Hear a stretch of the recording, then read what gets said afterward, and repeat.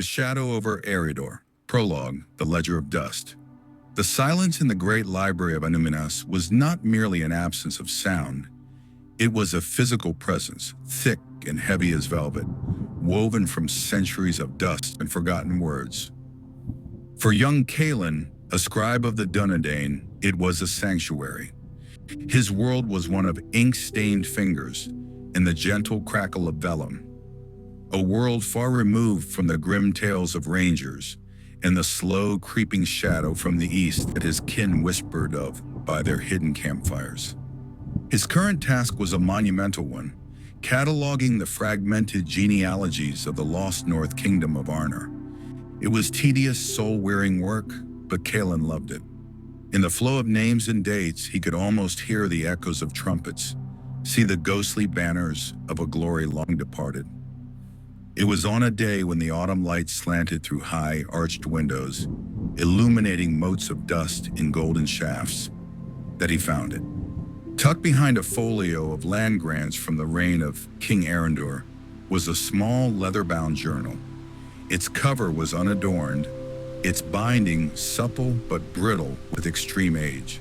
It was not written in the flowing Adonaic or even the elegant Quenya of High Lore, but in Western, the common tongue. The script, however, was a hasty, spidery scrawl, a man writing against time. Calin carefully opened it. The first entry was dated the 1974th year of the Third Age, the year Arthedain fell. The king is slain, Fornost is lost, the Witch King's wrath scours the land. We are the last. Captain Valandil has ordered the retreat. We take the heir, the young J.R.R, to the safety of the elves at Linden. But we cannot take everything. The Palantiri are hidden, the scepter secured. But there is another matter, a darker one. Calin's breath hitched. This was no dry genealogy. This was a first-hand account of the fall of his people. He read on, his heart pounding. Deep in the vaults of the king, we found things not of our making, nor of the elves. Things brought from the far south and east in ages past, when our power was great and our reach long. Among them was a casket of black iron, seamless, marked with an eye that is not an eye. It hummed with a malevolent will. It was a thing of the shadow, of the great enemy of old.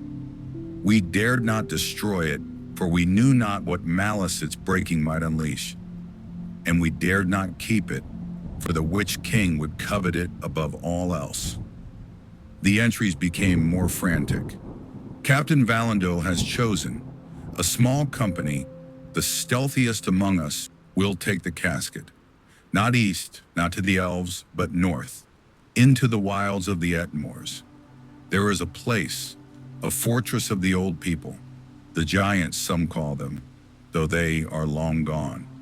A place of stone and silence. They will hide it there, seal it away from the world. Their oath is to tell no one, not even the chieftain of our people, until the time is ripe to see it safely destroyed. Their names are struck from the rolls. They are ghosts for a ghost kingdom. The final entry was a single, stark line. They ride forth into the gathering dark. May the valor protect them. I fear we have not buried a secret, but planted a seed of doom. Calin sat back, the journal trembling in his hand. A secret company. A hidden relic of Sauron. A location in the treacherous Etmors. The implications were staggering. For over 1,000 years, this secret had slept, known only to a dead man in a forgotten book. And now, he, Calin the scribe, alone held the knowledge. A cold dread, entirely separate from the library's chill, seeped into his bones. This was not a tale for the archives. This was a danger that was still very much alive. He had to tell someone. He had to find the chieftain of the Dunedain, Aragorn, son of Arathorn. But Aragorn was far to the south, his past secret and his whereabouts unknown. The only authority Kalen could appeal to was the grim-faced captain of the Grey Company, a ranger named Halbarad. And Halbarad, Kalen knew, valued action over history. He would see this as a ranger's matter, not a scribe's. Closing the journal, Kalen felt the weight of the past settle upon his shoulders. The dust of Anuminas no longer felt like a comfort. It felt like the ash of a fire that had never truly gone out. Chapter 1. The Captain and the Scribe. Halbarad's face was like weathered granite, etched with the lines of 1,000 leagues under a hostile sun. He listened to Kalen's rushed, stammering account in the small, Spartan command tent, his eyes never leaving the young scribe's face. When Kalen finished, holding out the journal as if it were a live coal, Halbarad remained silent for a long moment. "The Ettenmoors," he said finally, his voice a low rumble. "A land of trolls, goblins, and worse. You would have me risk rangers on a fool's errand based on a scribble in a 1,000-year-old diary?" "It is not a scribble, Captain," Kalen insisted, his scholarly pride pricked. "It is the testament of Radruin, herald of the last king. His words are trustworthy. The danger he describes is 1,000 years old," Halbarad interrupted. "If this casket was such a peril, it would have been found by now, by trolls or by the agents of the enemy. The world has not lacked for evil things rooting in dark places." "But what if it hasn't?" Kalen pleaded. "What if it still lies there, waiting? The journal says it had a malevolent will. What if it can be called to? The shadow in the east grows stronger every day. What if it is seeking its own?" Halbarad's eyes narrowed. He was a practical man, but he was also steeped in the lore of his people. He knew that the weapons of the enemy were not always swords and spears. He had heard the whispers of the Nine, felt the growing oppression in the air. The timing was concerning. "Your duty is to the scrolls and books, boy," Halbarad said, though his tone was less dismissive. "Leave the ranging to the rangers. We are stretched thin as it is.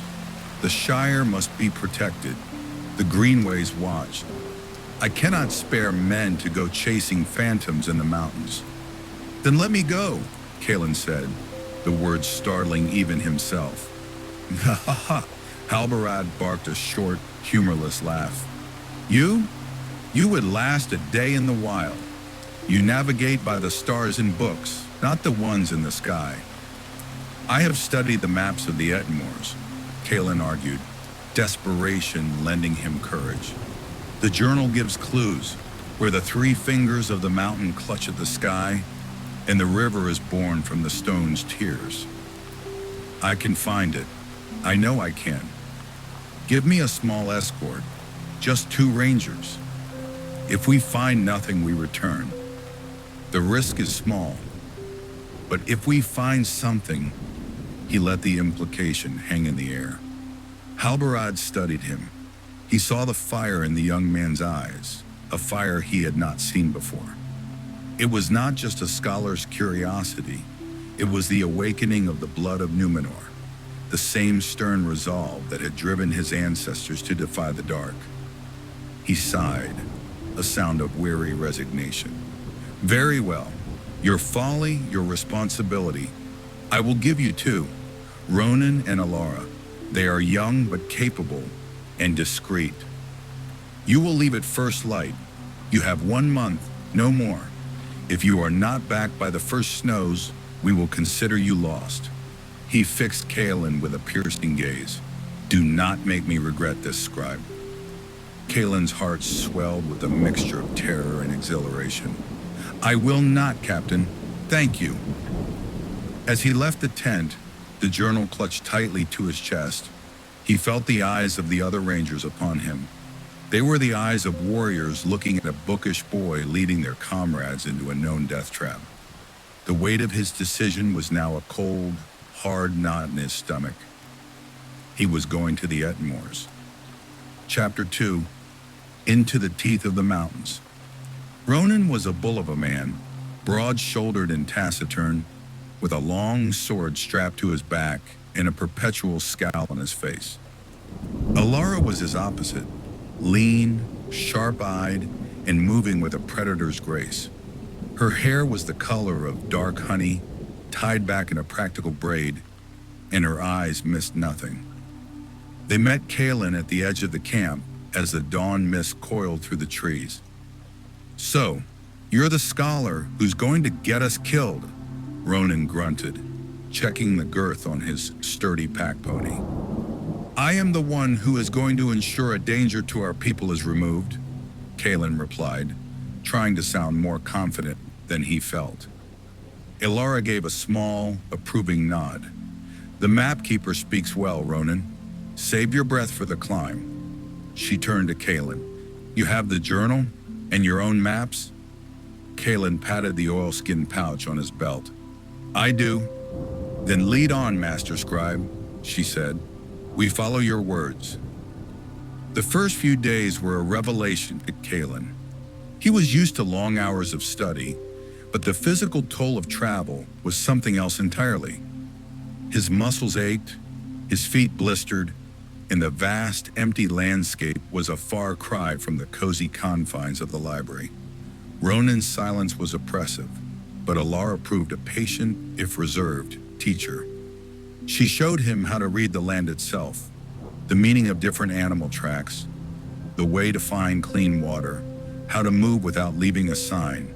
She taught him which plants were edible and which were poisonous. Kaelin, in turn, shared the lore from his books, identifying the ruins of old watchtowers and the overgrown paths that had once been these great roads of Arnor. "You know the past of this land," Alara remarked one evening, as they camped in the ruins of a small stone bridge. "That is a weapon, too. To know what was is to understand what is." Ronan merely snorted, stirring the stew pot. "The past doesn't keep you warm or fill your belly." As they journeyed north, the land grew wilder. The gentle hills of the Angle gave way to the rugged, rolling moors, and then the land began to rise steadily towards the jagged peaks of the Ettenmoors, the mountains of the Trolls. The air grew sharp and cold. The cheerful streams became rushing, icy torrents. It was here that Kaelin's scholarly knowledge began to merge with Alara's practical skills. The journal's poetic clues, which had seemed so abstract in the library, started to make sense in the context of the terrain. "The three fingers of the mountain clutch at the sky," Kaelin murmured, tracing a line on his hand-drawn map. "Look." He pointed to a distant ridge where three sharp, skeletal peaks stood stark against the leaden sky. "That must be it, and the river born from the stone's tears. There should be a waterfall, a source of a river, near there." Alara shielded her eyes. "A day's hard march. The land is broken there. Good place for an ambush." The next day, as they picked their way through a labyrinth of giant, moss-covered boulders, Ronan, who was scouting ahead, held up a closed fist. They froze. He melted back towards them, his face grim. "Goblins," he whispered. "A large patrol. They're heading in the same direction we are." A cold dread washed over Kaelin. "Coincidence?" Alara's hand went to the hilt of her sword. "There is no coincidence where the shadow is concerned." The journal was right. Something is calling to its own. They spent the rest of the day moving with extreme caution, using the rough terrain for cover.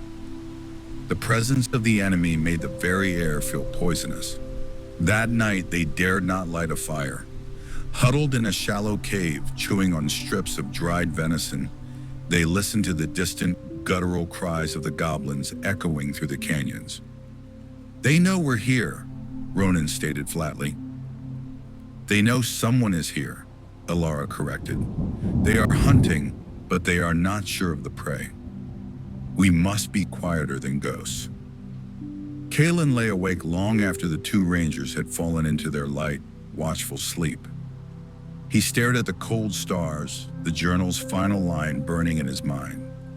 "I fear we have not buried a secret, but planted a seed of doom. He had been so focused on the glory of the discovery, on proving himself that he had not fully grasped the peril. He had led them here into the path of the enemy. The weight of responsibility felt like a physical stone on his chest.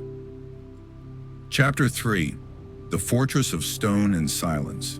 They found the waterfall 2 days later. It was a spectacular, thundering cascade of white water plunging from a high cliff, born from a glacier-fed lake high above. It was the Stone's Tears, and just as the journal had hinted, nestled in the cliff face behind the curtain of water was a dark, man-made opening. A cave behind the falls, Alara said, a note of grudging respect in her voice. Your dead herald knew his craft. It is well hidden. Getting to it was the challenge. The rock was slick with spray, and the roar of the water was deafening. They had to traverse a narrow, treacherous ledge, their backs to the sheer rock, inching along with the churning pool waiting below. Kalen's heart hammered against his ribs, his knuckles white as he clung to the stone. He was no ranger, and every fiber of his being screamed in protest, but the thought of turning back now was unthinkable. They made it across, soaking and breathless, and stepped into the cavern behind the waterfall. The light from outside filtered through the tons of falling water, cast a shifting, aqueous glow on the walls.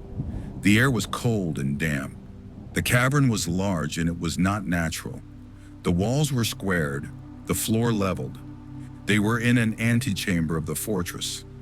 Drawing their swords, Ronan taking the lead with a small, hooded lantern, they ventured deeper. The silence was profound, broken only by the muffled roar of the waterfall and the drip of water. The air smelled of wet stone and immense age. They passed through halls carved from the living rock, their ceilings lost in darkness. There were no carvings, no decorations, only a brutal, functional architecture that spoke of a people strong and grim. They found ancient, rusted tools, the splintered remains of furniture that had crumbled to dust at a touch. And in one chamber, the giant skeletal remains of a creature, its long bones twice the height of a man. The old people, Kalen whispered, his voice swallowed by the immense silence. The giants, they were real. Aye, Ronan grunted, and something killed them. They pressed on, following the main corridor as it sloped downwards, deeper into the heart of the mountain. The sense of dread grew with every step. Kalen could feel it now, a faint psychic pressure, a cold spot in the soul. The journal was right. There was a will here, a slumbering, malevolent consciousness. Finally, the corridor opened into a vast circular chamber. In the center, on a raised dais of black rock, sat the casket. It was exactly as described, made of seamless black iron, about the size of a small chest. On its lid was a single, horrifying symbol, an eye rendered in stark, angular lines. But it was not a natural eye. It was lidless, set within a triangle of flame, and it seemed to stare into the very core of whoever looked upon it. A faint, almost imperceptible hum vibrated in the air, setting their teeth on edge. By the Valar, Alara breathed, her face pale. The Dark Lord's mark. That's it, Kalen said, his voice trembling with a mixture of triumph and terror. We found it. As they approached the dais, the humming seemed to intensify. The air grew colder. Kalen's hand went to the journal in his pouch, as if for reassurance. It was then that they heard the sounds from the entrance corridor. Harsh, guttural voices, the scrape of metal on stone. The goblins had found them. They followed us, Ronan snarled, hefting his great sword. Ilara, bar the door. There may be another way out. Ilara rushed to the heavy stone door they had passed through and began to push it, her muscles straining. It moved with a grating groan, inch by inch. Kalen stood frozen before the casket. The eyes seemed to be staring directly at him. He felt a pull, a whisper at the edge of his mind. Take me. I offer power, knowledge, the secrets of the world laid bare. It was a seductive voice promising him everything a scholar could ever desire. To understand the deep mysteries, the lost languages, the hidden truths of Arda. Kalen, don't look at it, Alara shouted, her voice strained as she fought to close the door. Ooh! He blinked, shaking his head as if emerging from deep water. The voice receded, but the temptation left him sick and shaken. Ronan took up a position in front of the slowly closing door, his sword held ready. Whatever you're going to do, scribe, do it fast. We cannot fight a whole tribe in this chamber. Kalen's mind raced. They couldn't carry the casket out. It was too heavy and its influence was too dangerous. The journal had said they dared not destroy it, but they had to do something. He looked around the chamber, his eyes, trained for detail, scanning the walls, the floor, the dais. There were faint, almost invisible lines on the dais itself. Runes, but not of the dwarves or elves. They were older, more primal. The runes of the giants. He traced them with his fingers, his lips moving as he deciphered their meaning. He had seen their like before, in the most ancient and forbidden texts of Anuminas. It's a warding, he whispered. The dais, it's not just a pedestal, it's a seal. The casket isn't just sitting here, it's contained by the stone. The door was halfway closed now. The first goblin, a squat, foul creature with yellow eyes and rusty scimitar, squeezed through the gap with a shriek. Ronan's sword flashed in the lantern light, and the shriek was cut short. Can you strengthen it? Alara yelled. Her body braced against the stone. Oh, I think so, Kalen said.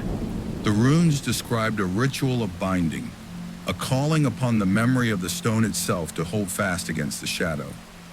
It required no magic of his own, only the correct words and a will pure enough to channel the ancient power.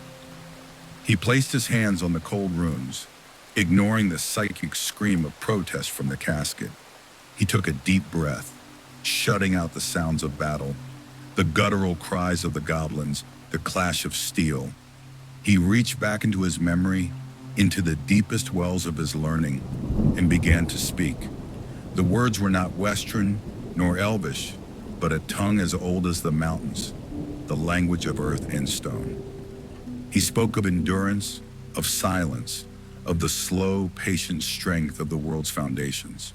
He called upon the memory of the giants who had carved at this place, not as servants of the dark, but as its jailers. The runes under his hands began to glow with a faint, steady, gray light, like the first light of dawn on granite. The humming of the casket rose to a furious, high-pitched whine. The eye on the lid seemed to writhe in fury. The goblins outside redoubled their efforts, hammering on the door, their frenzy fed by the malice of their master's artifact. It's working, Alara cried, as the door, now glowing with the same gray light, became immovable, sealing the gap completely and shutting out the noise of the enemy.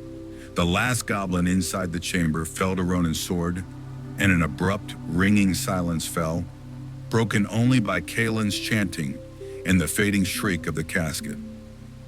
Finally, Kalen finished. The gray light faded from the runes, but a new, solid stillness filled the chamber.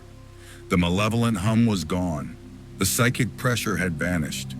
The casket was just a box of black iron on a stone dais.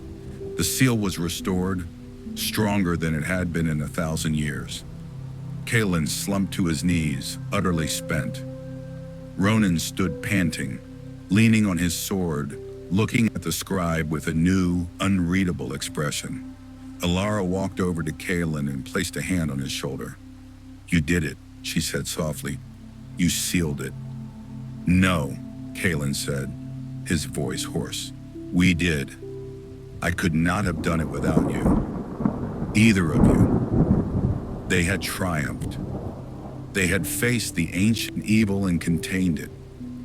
But as they made their way back through the silent fortress, emerging once more into the clean, cold air of the mountains, Kalen knew this was not an end. It was a beginning. The world was wider and darker than he had ever imagined in his library, and his place was no longer solely among the scrolls. The blood of Westerness had spoken, and he had answered. He was a scribe no longer. He was a ranger of the north. Chapter 4, The Echo in the Dark. The journey back from the Ettenmoors was a somber affair. The initial euphoria of their success had faded, replaced by a grim awareness of the narrowness of their escape and the pervasive nature of the shadow they opposed. The Goblin Patrol, though thwarted, was a stark reminder that the enemy's reach was long and his servants numerous. They moved with even greater caution, their senses strained for any signs of pursuit. Kalen was a changed man. The softness of the scholar had been burned away in the crucible of the mountains, replaced by a hardened resolve. He carried himself differently, his eyes now mirroring the watchful, haunted look of his ranger companions. He had looked into the heart of ancient malice and had not broken. He had used his knowledge not just to decipher the past, but to alter the present. Ronan, once openly scornful, now treated him with a quiet, grudging respect. He no longer made disparaging comments about books and maps. Instead, he would often defer to Kalen's judgment on matters of pathfinding, recognizing that the scribe's theoretical knowledge, when combined with their practical experience, made him a formidable navigator. Ilara, always the more perceptive of the two, saw the deeper change. "The light in the library is gone from your eyes, Kalen," she said to him one evening, as they camped in a dense pine forest. "It has been replaced by the fire of the forge. It is a harder light, but a stronger one." Kalen nodded, poking their small, carefully shielded fire with a stick. "I used to think the past was a dead thing, a story to be studied. Now I know it is a living wound. The fall of Arnor, the loss of the kings. It isn't just history. It is a poison still in the land's blood. And that casket, it was a fragment of that same poison left to fester. And you cleansed it," she said. "We contained it," he corrected. "I do not think such a thing can ever be truly cleansed, only imprisoned and forgotten. Our task is to ensure it is forgotten for a little longer." As they drew closer to the lands patrolled by the Dunedain, a new anxiety began to gnaw at Kalen. He had the journal, the proof of their quest. But how would Halbarad receive their news? Would he see it as a success or merely as a confirmation of a risk he should never have taken? And what of the wider world? The casket was secure, but the fact that goblins had been drawn to it was deeply troubling. It suggested that the Shadow's search for its lost artifacts was more active than anyone had suspected. They were 2 days' ride from the main camp when they encountered another ranger, a grizzled veteran named Beleg. His face was grave. "Halbarad has been looking for you," Beleg said, his eyes scanning the trio. "There are tidings, dark ones. The 9 are abroad. They have passed into the north, and the shadow they cast is long. The chieftain is gathering the Grey Company. We ride to war." The words landed like physical blows. The 9, the ringwraiths, the most feared servants of Sauron. Their presence in Eriador could mean only one thing. The final struggle was beginning. Their personal quest, so momentous to them, was suddenly a small skirmish in a vast, looming war. "War?" Ronan asked, his voice tight. "Where?" "South," Beleg said. "The chieftain has had word. He believes the fate of Middle-earth will be decided there. We are to gather all our strength and ride to his banner." Kalen's heart sank. The world was collapsing, and their hard-won victory in the mountains felt insignificant.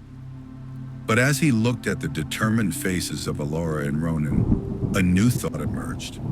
They had faced a tiny piece of the shadow and triumphed. It was a spark of hope, however small. And in the great darkness that was coming, even the smallest spark was precious. Chapter 5: The Gathering Storm. The camp of the Dunedain was a scene of grim industry when they returned. The usual quiet secrecy was gone, replaced by a purposeful bustle. Swords were being sharpened, bows restrung, and packs made ready for a long, hard journey. The air crackled with a tense anticipation. This was not a patrol. It was a mobilization. Halbarad listened to their report in his tent, his face an unreadable mask. Kalen laid out the journal and recounted everything. The finding of the fortress, the casket, the goblins, and the restoration of the ancient seal. He spoke plainly, without embellishment, his newfound confidence giving his words weight. When he finished, Halbarad was silent for a long time, his gaze fixed on the map of Middle-earth spread on his table. Finally, he looked up, his eyes moving from Kalen to Allura to Ronan.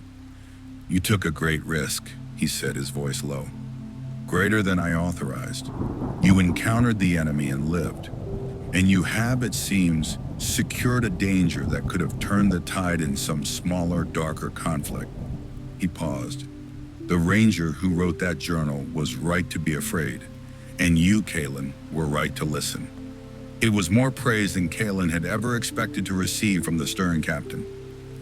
"But," Halbarad continued, his voice hardening, "your timing is both fortunate and ill. The storm we have long feared is breaking. The Nine are hunting.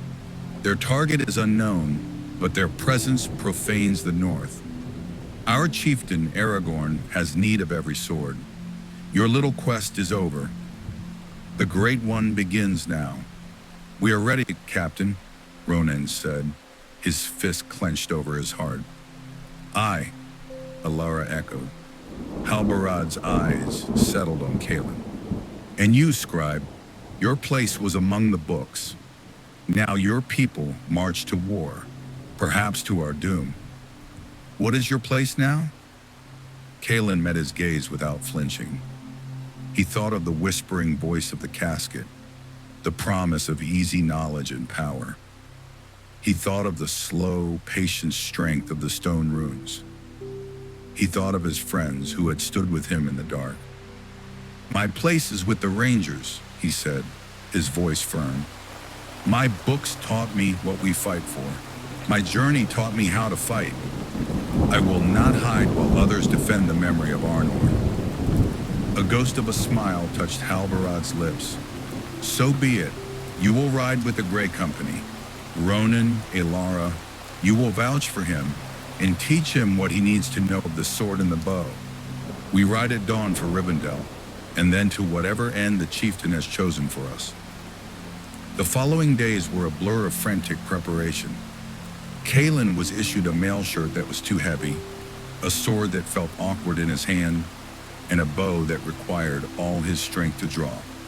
Allura and Ronan drilled him mercilessly, teaching him the basics of combat, how to stand, how to parry, how to loose an arrow without losing his balance.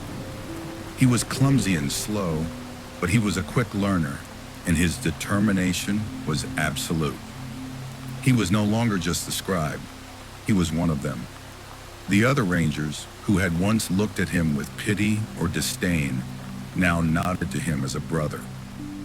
He had been tested and had not been found wanting. The night before the Grey Company was to ride out, Kalen found a quiet moment to himself. He took out the journal of Radruin. He had thought to leave it behind, a relic of his old life, but now he knew he would take it with him. It was not just a record of a past danger.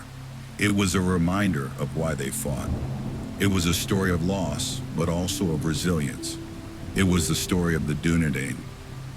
He packed it carefully in his saddlebag, next to his whetstone and his rations. It was a link in a chain that stretched from the fall of Arnor to the gathering storm in the south. He, Kalen, was now a part of that chain. He looked south towards the distant, shadowed lands where the fate of the world would be decided. He was afraid, but he was also resolved. The shadow had been pushed back once in the cold mountains of the north. Now he would help push it back again, wherever Aragorn led them. The Grey Company rode out at first light, a long line of gray-cloaked figures on sturdy horses, their banners unseen, their purpose known only to a few. They rode into the rising sun, leaving the silent, empty north behind them. And Kalen, the scholar of Annuminus, rode with them, his eyes not on the path behind, but on the road ahead, into the heart of the shadow of war. Epilogue, the last scroll, the War of the Ring passed into legend. The great deeds of Aragorn, King of Lesser, of the ring-bearers, of the hosts of Rohan and Gondor, were sung in halls of stone and wood, from the gray havens to the shores of the sea. But in the restored city of Annuminus, where the banners of the reunited kingdom now flew, there were quieter tales told in the new great library. One such tale was of a young scribe and a lost journal. Years after the king's coronation, the chief archivist of Annuminus, an old man now with hands still stained with ink, unrolled a special scroll for the king himself during one of his visits to the north.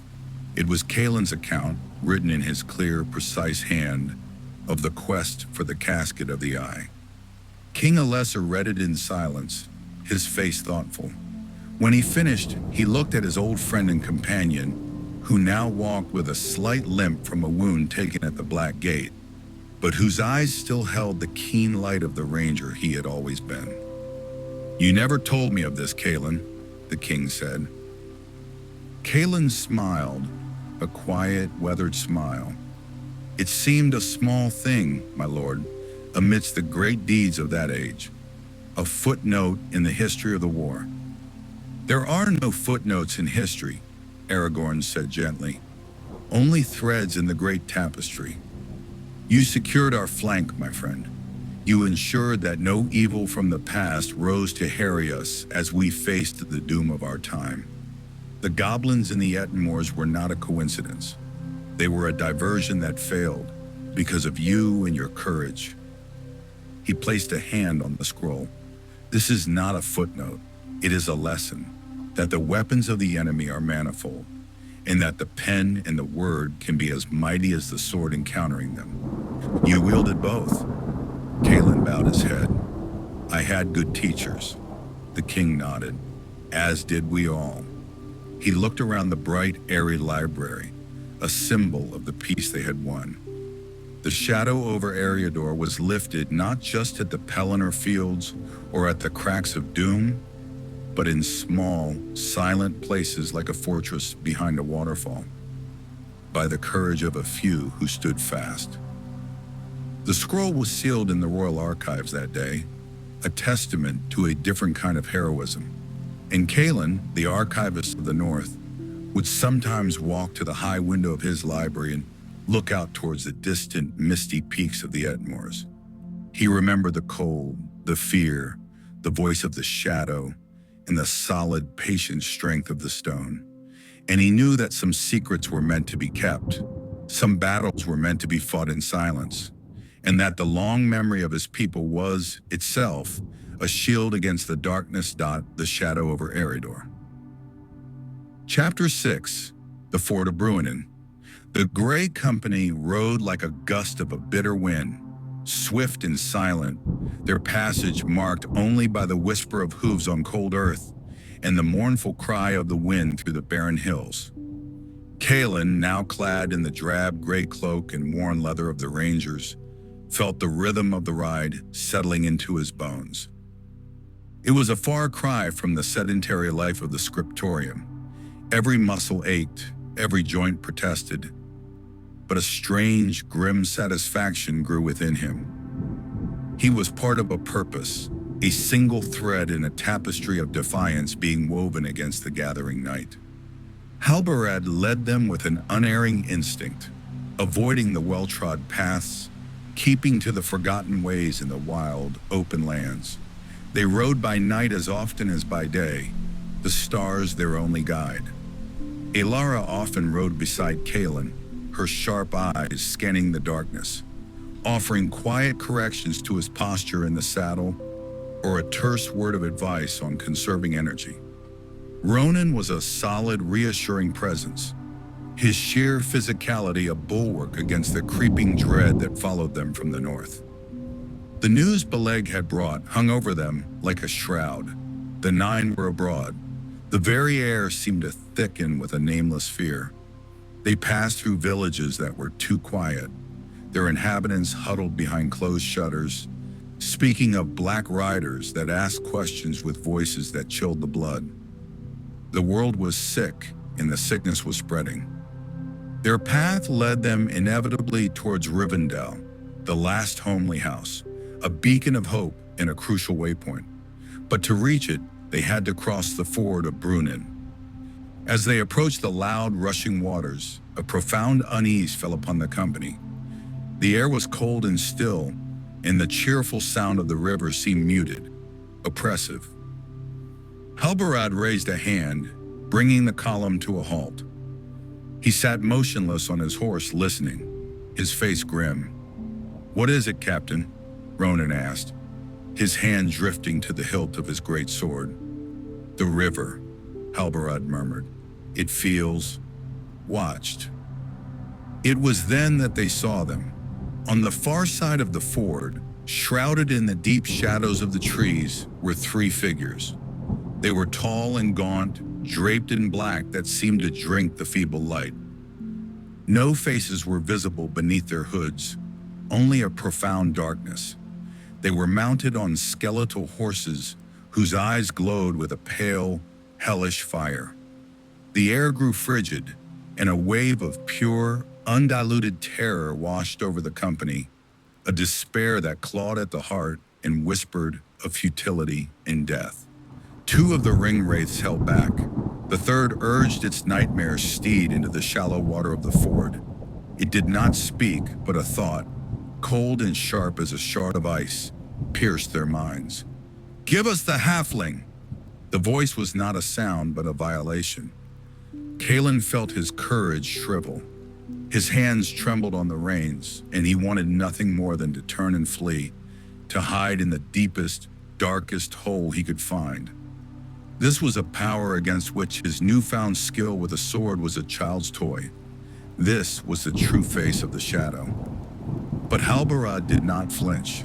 He stood in his stirrups, and his voice, though strained, rang out clear and defiant. "You will have no halfling from us, servant of Mordor. By the blood of Elendil, you shall not pass." The ringwraith drew a long, pale sword. A deadly light flickered along its edge, and a corrosive fear emanated from it. It advanced slowly, the waters of the Brunnen seeming to recoil from its steed's hooves. "Ready your blades," Halbarad commanded, his own sword now gleaming in the twilight. "Dunedain, for Aragorn, for the king!" A ragged cry went up from the rangers, a desperate, brave sound against the crushing weight of the Nazgul's presence. Kaelin fumbled for his own sword, his heart hammering a frantic rhythm against his ribs. He saw Elara knock an arrow, her face a mask of grim determination, and Ronan heft his heavy blade, a low growl forming in his throat. This was it. This was how it would end. Not in a glorious battle before the Black Gate, but here, at a forgotten river crossing, slaughtered by a creature of nightmare. But as the lead ringwraith reached the midpoint of the ford, a change came over the river. The muted roar suddenly swelled into a thunderous tumult. From upstream, a wall of white water surged, a raging torrent filled with churning foam and jutting, deadly rocks. It was not a natural flood. In the crest of the wave, Kaelin, his senses heightened by terror, thought he saw the faint, shimmering forms of white horses and a tall, commanding figure with a star of light upon his brow. The ringwraith shrieked, a sound that tore at the fabric of reality. A noise of fury and fear. The two on the bank turned their steeds and fled back into the shadows. The one in the river was caught by the full force of the magical deluge. The spectral waters slammed into it, sweeping the skeletal horse from its feet, engulfing the black-cloaked figure. The pale sword flashed once, then was swallowed by the foam. The shriek was cut off, and the oppressive fear lifted as if a physical weight had been removed. As suddenly as it had come, the flood subsided, leaving the Bruinen to rush on its normal course. The far bank was empty. The ringwraiths were gone. For a long moment, there was only the sound of the river and the ragged breathing of the rangers. They stood, weapons in hand, stunned by their deliverance. "Elrond," Halbarad whispered, a look of profound relief on his face. "The master of Rivendell holds the power here. The waters of his house are our ally." Kalen slowly sheathed his sword, his hands still shaking, but now with the aftershock of adrenaline and reprieve. He had looked upon a ringwraith and not been utterly broken. He had drawn his blade, however futile the gesture. He had stood with the Grey Company. The fear was still a cold stone in his gut, but it was now joined by a fragile, burning ember of pride. "They were looking for a halfling," Alaris said quietly, coming to his side. "The enemy seeks one small being. This war turns on a thing we cannot yet see." Kalen nodded, his mind, the scholar's mind, already working. The casket in the mountains. It was a thing of power, but it was a trap, a distraction. This is the heart of it. The One Ring. It must be. Halbarad heard him and gave a grim nod. "Aye, the pieces align, but our path remains the same. To Aragorn. Onward to Rivendell. The darkness will not wait for us to catch our breath." Spurred by their narrow escape, the Grey Company urged their horses forward, crossing the now benign ford and pressing on toward the hidden valley. The memory of the Nazgul's gaze would haunt them all, a chilling reminder that the war had already found them, and that their journey was only beginning. Chapter 7. The Council of the Wise. The descent into the Valley of Rivendell was like passing from a world of winter into a timeless, golden autumn. The air was warm and fragrant with the scent of pine and late-blooming flowers. The sound of the Bruinen was now a cheerful melody, and the buildings of the elves, elegant and seemingly grown from the very rock and trees, offered a vision of peace that felt like a dream after the horrors of the road. Yet, even this sanctuary was not untouched by the shadow. There was a gravity in the air, a sense of momentous events unfolding. Elven lords with stern, fair faces moved with purpose, and the usual sounds of music and laughter were subdued. They were greeted by Elrond's sons, Elladan and Elrohir, whose faces were mirrors of their father's wisdom and a fierce, ancient light. They welcomed the Grey Company with quiet words, their eyes lingering on Kalen for a moment, as if sensing the echo of the ancient malice he had recently faced. "The chieftain of the Dunedain is here," Elladan said to Halbarad. "He awaits you. A council is gathered, and the fate of many things is being decided." Kalen's heart leapt. Aragorn, the heir of Isildur, the man whose footsteps he had followed in the dusty tomes of Annúminas, now a living, breathing presence just a stone's throw away. The rangers were shown to quarters where they could rest and tend to their gear, but there was little time for respite. Soon a summons came for Halbarad to attend the council. To Kalen's astonishment, the captain turned to him. "Come, Kalen," Halbarad said. "Your tale is part of this now. The finding of the casket, its nature. The council must hear it from you." Trembling with a mixture of awe and terror, Kalen followed Halbarad through the graceful, open-air corridors of Rivendell until they came to a secluded courtyard, open to the sky. There, seated on stone chairs in a circle, was an assembly the likes of which Kaelin had only ever read about in the most legendary of texts. There was Elrond half-elven, his face ageless and filled with a profound, weary power. Next to him sat Gandalf the Grey, whom Kaelin recognized from rare visits to the north, his brows now seemingly heavier with care. There was a tall, golden-haired elf lord Kaelin guessed was Glorfindel, whose very presence seemed to radiate a light that pushed back the memory of the Nazgul. There were dwarves, grim and bearded, and a fair-haired man from the south, Boromir of Gondor. And there, sitting somewhat apart, looking small and overwhelmed, were 4 halflings. But Kaelin's eyes were drawn to the man seated near Elrond. He was dressed in simple, travel-worn clothes, but he carried an air of royalty that needed no crown. His face was stern, etched with the trials of long years, but his gray eyes were keen and held a light of their own. This was Aragorn, son of Arathorn, the chieftain, the king. The council was in the midst of a deep and troubled discussion about a single golden ring. The debate was fierce. Boromir spoke of using the weapon of the enemy against him. The dwarf Gimli swore to see it destroyed. The elf Legolas brought tidings of Gollum's escape. And the halfling Frodo Baggins sat quietly, the weight of the world upon his small shoulders.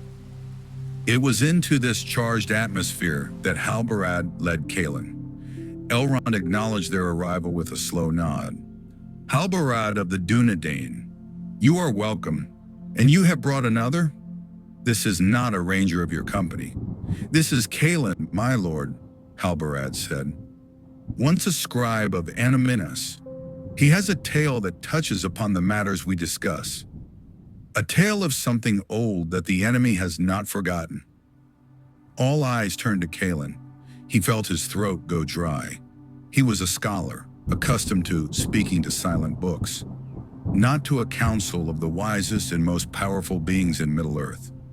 He looked at Aragorn, and the chieftain gave him a slight, encouraging nod. Taking a deep breath, Kaelin began to speak. His voice was quiet at first, but it grew steadier as he fell into the rhythm of the story he had lived. He spoke of the Journal of Radruin, the fall of Arthedain, the secret company, and the casket of the eye in the Ettenmoors. He described its malevolent presence, the symbol of the lidless eye, the goblins drawn to its call, and his desperate use of the ancient giant runes to reinforce the warding seal. When he finished, a heavy silence hung over the courtyard. Gandalf was the first to speak, puffing thoughtfully on his pipe. The casket of Thangorodrim, the wizard murmured. I had thought it lost beneath the waves of Belagair at the drowning of Beleriand. It seems the men of Arnor, in their pride and power, recovered more than just the shards of Narsil from the ruins of the north.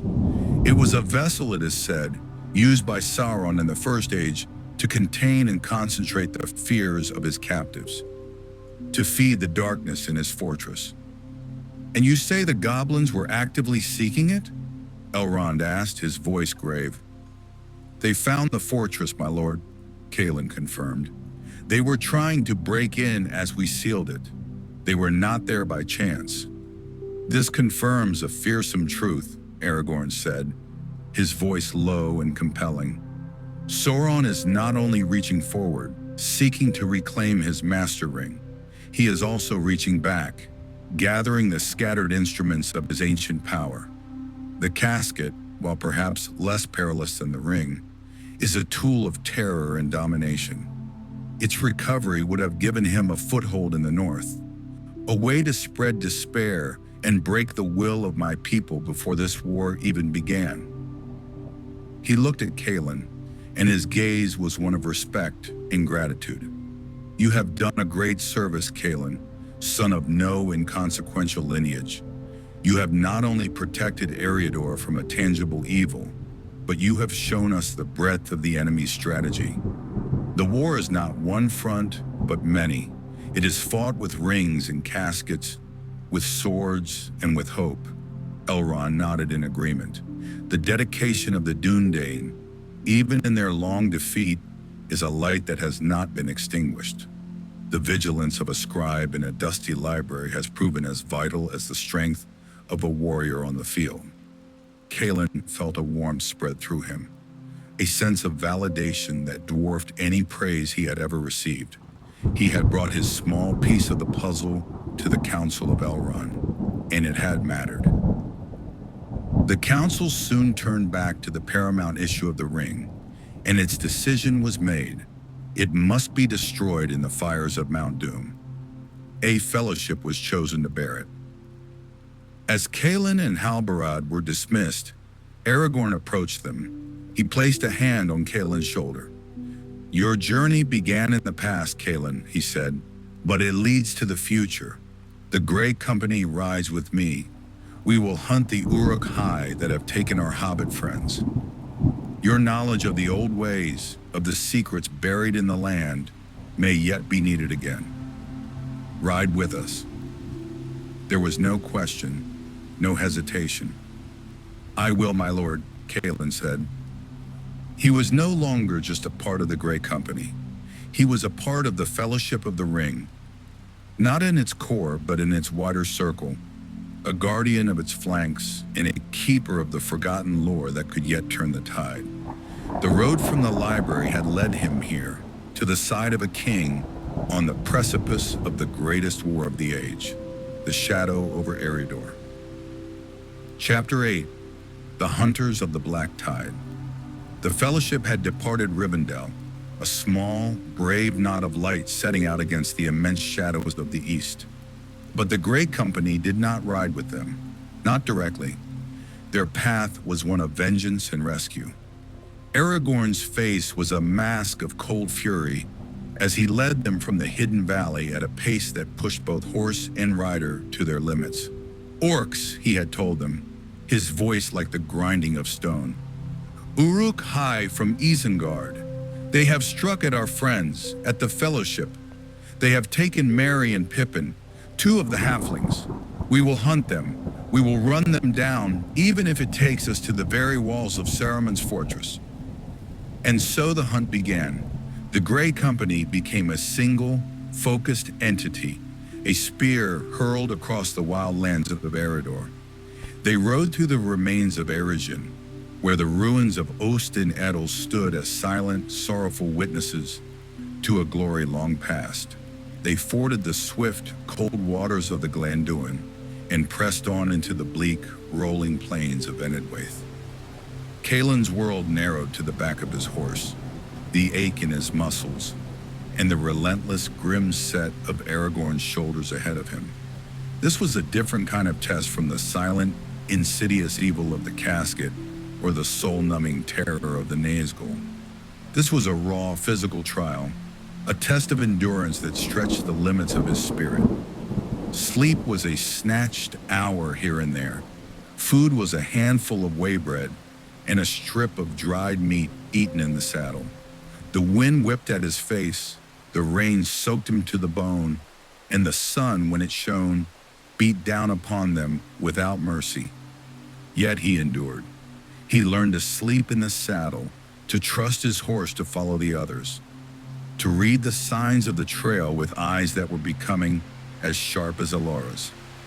Aragorn, Strider the Ranger, was in his element.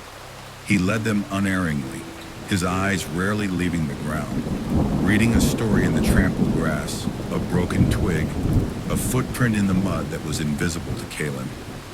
"They are moving fast," Aragorn would mutter, kneeling by a print, driven by a fierce purpose. But the halflings, see here, the drag marks are lighter. They are alive. They are a burden, slowing the Uruks down. It was on the 5th day of the hunt, as they entered the empty, windswept lands that would one day be known as the Gap of Rohan, that they found the first signs of a second party.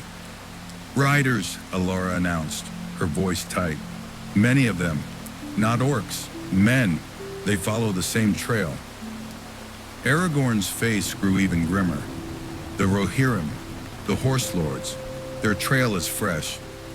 A great host has passed this way, riding north." He looked east towards the mist-shrouded peaks of the Misty Mountains. War is already upon Rohan. Theoden's riders do not muster in such numbers for a minor threat. Saruman's hand is at work. The complexity of the war unfolded before Kaelin like a vast, terrible map. It was not a single line from Rivendell to Mordor. It was a web of conflicts, of armies moving in the shadows, of kingdoms under siege. The fate of the ring-bearer was the central thread, but countless other battles would determine whether he had a world left to save. They pushed on, the presence of the Rohirrim a new and uncertain variable. Then in a small, rocky dell, they found the battlefield. It was a place of recent, brutal death. The bodies of orcs and Uruk-hai lay scattered, hewn by swords and pierced by spears. The ground was churned to mud, stained dark, but there were no bodies of hobbits. Aragorn, Legolas, and Gimli, who had joined the hunt with preternatural skill, scoured the area. It was the elf who found the signs they sought. They crawled away, Legolas said, pointing to a trail that led towards a dark, forbidding forest that loomed on the eastern horizon. Into Fangorn. The very name sent a shiver through the rangers. Fangorn Forest was a place of legend and fear, a remnant of the ancient world where the Ents, the shepherds of the trees, were said to dwell. It was not a place men entered lightly. Aragorn made his decision. The orcs are slain. Our purpose is now to find Merry and Pippin. We go into Fangorn. Halbarad nodded, his face set. The Grey Company would follow their chieftain into the very jaws of the old forest. As they dismounted and prepared to enter the dim, silent woods on foot, Kaelin looked back the way they had come. He thought of the quiet library, of the neat lines of text. Now he stood at the edge of a primeval forest, about to track two small halflings through a land of waking trees, while armies gathered on the plains. The scale of it all was dizzying. He tightened the strap on his sword belt and followed Aragorn into the shadows of Fangorn. The hunt was not over. It had merely changed its nature. Chapter 9. The White Wizard. The air within Fangorn was thick, still, and heavy with the scent of damp earth and decaying leaves. The light that filtered through the dense canopy was green and murky, creating a perpetual twilight. Every sound was muffled, every footfall a potential sacrilege. The trees themselves seemed to watch them, their ancient, knotted bark forming faces that held a deep, slow-burning anger. Kaelin felt a profound sense of being an intruder. This was not his world. The history he knew was that of stone and scroll, of Numenor and Arnor. This was a history written in root and branch, a memory far older than the rise of men. He moved with the others in near silence, his senses strained, feeling the weight of the forest gaze. For 2 days they tracked the hobbits. The signs were faint, often confused by the strange, moving nature of the forest itself. At times they would find a clear print, only to have it vanish as if the earth had swallowed it. The tension was palpable. Gimli muttered darkly about the air feeling like the dungeons of the Elf King, and Legolas walked with a rare wariness, his usual grace subdued by the hostility of the trees. On the third day, as they followed a dry stream bed, they saw him. A figure stood ahead, clad in white robes that seemed to gleam with their own light in the dim forest. He was tall, leaning on a staff, and his face was hidden in the shadows of his hood. "Saruman," Gimli hissed, hefting his axe. The name sent a jolt of fear through the company. The traitor wizard, the source of the Uruk-hai, the architect of this new wave of terror. Aragorn's hand went to the hilt of Anduril, the flame of the west, newly forged and deadly. "Draw no weapon," he commanded, though his own stance was poised for battle. "Yet be ready." The figure raised a hand. "Well met, my friends," a voice said. It was a voice Kaelin had never heard, yet it resonated with a familiar, comforting power. It was not the slick, persuasive voice of Saruman they had been warned of. It was deeper, warmer, filled with an authority that was both gentle and unshakable. The figure lowered his hood. The face was old yet vigorous, framed by a long white beard and hair. His eyes were deep and held a piercing intelligence, but also a profound kindness and a flicker of mischievous light.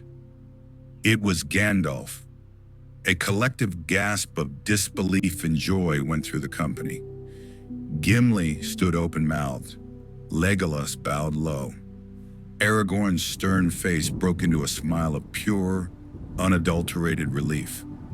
"Gandalf," he whispered, as if fearing the vision would vanish. "Beyond all hope, you return to us."